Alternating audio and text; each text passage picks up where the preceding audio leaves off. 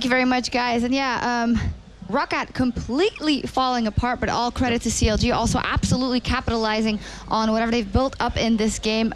Maybe start by the picks, and of course that first lock-in for LeBlanc, and then not seeing a Syndra for Ryu, maybe a little bit scared to pull that out and going for that safe pick in Orianna. Yeah, I'm not a fan of Orianna at the moment, especially not against something like a LeBlanc, because LeBlanc will go Morel Nomicon and have this very, very big early power spike.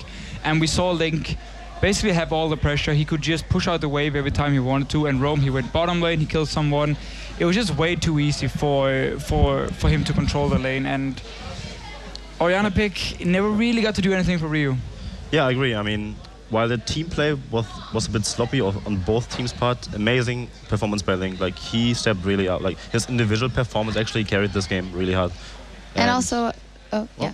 No problem. No Nothing. Problem? Yeah, I just want to say, yeah, actually Link carried this series pretty hard, like, especially this game. Like, his early game pressure, he didn't do anything later on, but the fact that he actually had like 6-0 or 6 kills in the early game made it possible for CLG. And also the bot lane. The bot lane had like troubles like last game and the game before, but they actually showed why they are considered the best bot lane and completely, I would say, trashed their bot lane. I mean, they had a really good. You can't say it. They had a good trade at level 3, forced them base, and then the lane was over.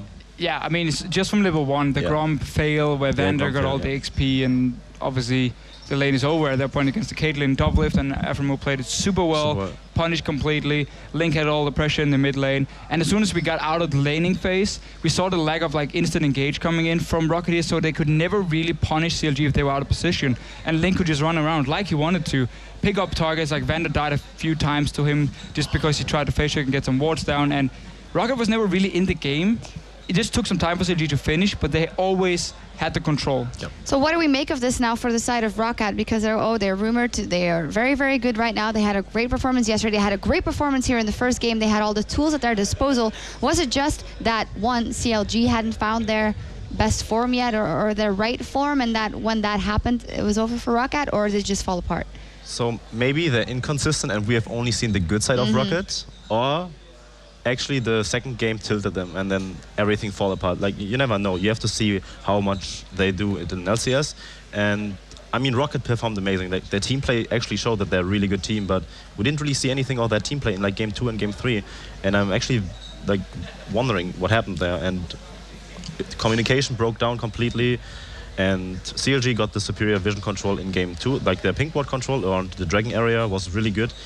But ROCCAT picked up a lot of dragons. But just to make like picks and everything happen, like Link had really good flanks on LeBlanc, like always coming from like the right angle, like using the distortion to actually make picks happen. And yeah, I mean, ROCCAT is a team who takes a lot of chances in the way they play. There's a lot of like 1v2, dive in, see what happens.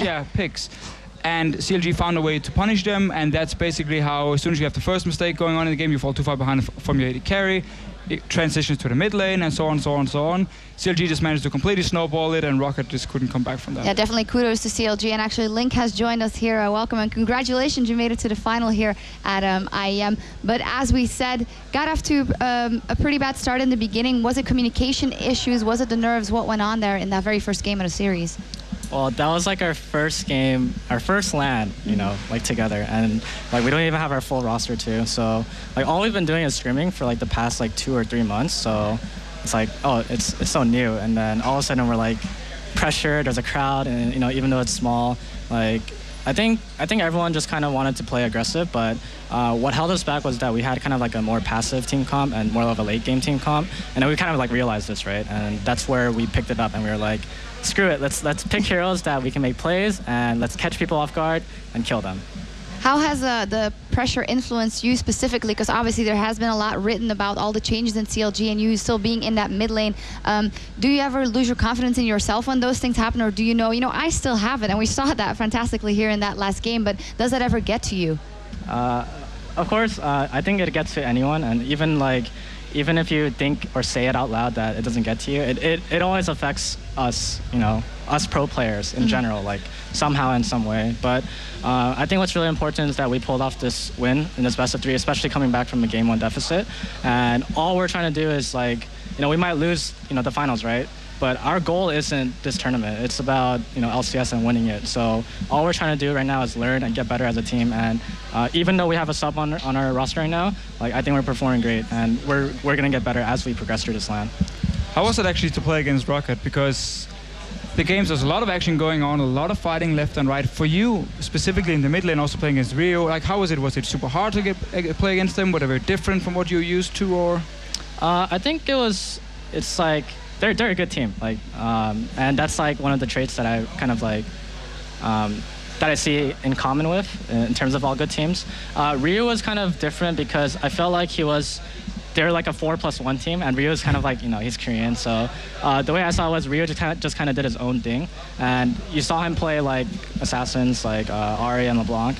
But then if he can't do anything, like, and he's playing like Orianna, and you need a team comp and you need team coordination if you're going to play a hero like that, then you're going to see a lot less of him. And I felt like I didn't really notice him at all. And in fact, he just kind of died over and over again. 100% agree. Yeah. We barely saw him in the last game. And don't get me wrong, like I think Rio is a fantastic player, but when he's in an environment like that, it's really hard to do more.